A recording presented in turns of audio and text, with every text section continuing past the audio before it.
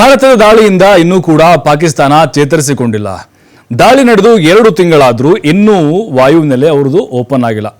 ಪಾಕಿಸ್ತಾನದ ರಹೀಮ್ ಯಾರ್ ಖಾನ್ ವಾಯುನೆಲೆ ಕ್ಲೋಸ್ ಆಗಿಬಿಟ್ಟಿದೆ.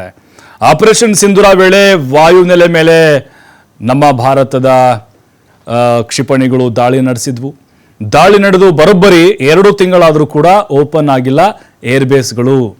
ನೋಡಿ, ಹುಡುಕಿ ಹೊಡೆದಿದ್ರು ನಮ್ಮ ಭಾರತೀಯ ಯೋಧರು. ಅಂದರೆ ಆಪರೇಷನ್ ಸಿಂಧೂರ ಸಂದರ್ಭದಲ್ಲಿ ನಾವು ನೋಡಿದ್ವಿ, ಅವರು ದೊಡ್ಡದಾಗಿ ಹೇಳ್ಕೊಳ್ತಾ ಇದ್ದಾರೆ, ನಾವು ಭಾರತಕ್ಕೆ ಅಷ್ಟು ಹಾನಿ ಮಾಡಿದ್ದೇವೆ, ಇಷ್ಟು ಹಾನಿ ಮಾಡಿದ್ದೇವೆ ಅಂಥೇಳಿ. ಆದರೆ ಏನೂ ಇಲ್ಲ. ಆದರೆ ಪಾಕಿಸ್ತಾನಕ್ಕೆ ಹೇಗೆ ಹೊಡೆದಿದ್ದಾರೆ ನಮ್ಮ ಯೋಧರು, ಅದರ ಜೊತೆಗೆ ಅವರ ವಾಯುನೆಲೆಗಳು ಮೇನ್ ಅವನ್ನೇ ಟಾರ್ಗೆಟ್ ಮಾಡಿಕೊಂಡು ಆರ್ಥಿಕವಾಗಿಯೂ ಕೂಡ ಅವ್ರಿಗೆ ನಷ್ಟ ಉಂಟು ಮಾಡುವಂಥ ಒಂದು ದೊಡ್ಡ ದಾಳಿಯನ್ನು ಭಾರತ ಮಾಡಿತ್ತು. ಹಾಗಾದರೆ ನೋಡ್ತಾ ಹೋಗೋಣ, ಏನಾಯಿತು ವಾಯುನೆಲೆ ಅಟ್ಯಾಕ್ ಸಂದರ್ಭದಲ್ಲಿ. ನೋಡಿ, ಪಾಕಿಸ್ತಾನ ಕಂಪ್ಲೀಟಾಗಿ ಪಂಚರ್ ಆಗಿದೆ. ಆಪರೇಷನ್ ಸಿಂಧೂರ್ ದಾಳಿಗೆ ಪಾಕಿಸ್ತಾನ ತತ್ತರಿಸ್ತು. ಭಾರತದ ದಾಳಿಗೆ ಪಾಕ್ನ ವಾಯುನೆಲೆಗಳು ಪೀಸ್ ಆಗ್ಬಿಟ್ಟು.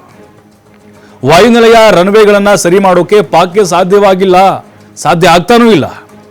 ದಾಳಿ ನಡೆದು 2 ತಿಂಗಳು ಕಳೆದರೂ ಕೂಡ ಏರ್ಬೇಸ್ಗಳು ಸರಿ ಹೋಗ್ತಿಲ್ಲ. ಯಾಕೆ ಸರಿ ಹೋಗ್ತಿಲ್ಲ? ದುಡ್ಡಿಲ್ರಿ ಅವ್ರ ಹತ್ರ. ಅದಕ್ಕೆ ಈವರೆಗೂ ಕೂಡ ರಹೀಮ್ ಯಾರ್ ಖಾನ್ ವಾಯುನೆಲೆ ಅದನ್ನು ಮತ್ತೆ ವಾಪಸ್ಸು ಮೊದಲು ಹೇಗಿತ್ತು ಹಾಗೆ ಮಾಡೋಕ್ಕಾಗ್ತಾ ಇಲ್ಲ ಅವ್ರಿಗೆ. ಅಂದರೆ ಇದೇನು ಸೂಚಿಸುತ್ತೆ ನಮಗೆ? ಪಾಕ್ಗೆ ಉಂಟಾದ ಹಾನಿಯ ಪ್ರಮಾಣವನ್ನು ತೋರಿಸುತ್ತೆ ನಮಗೆ.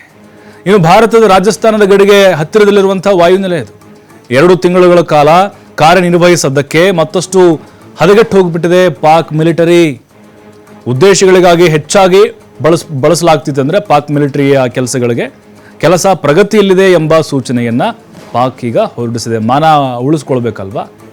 ಹಾಗಾಗಿನೇ ಅದಕ್ಕೆ ಸಂಬಂಧಪಟ್ಟಂಥ ಸಾಕ್ಷಿಗಳನ್ನು ಕೂಡ ಭಾರತ ಕೊಡ್ತು.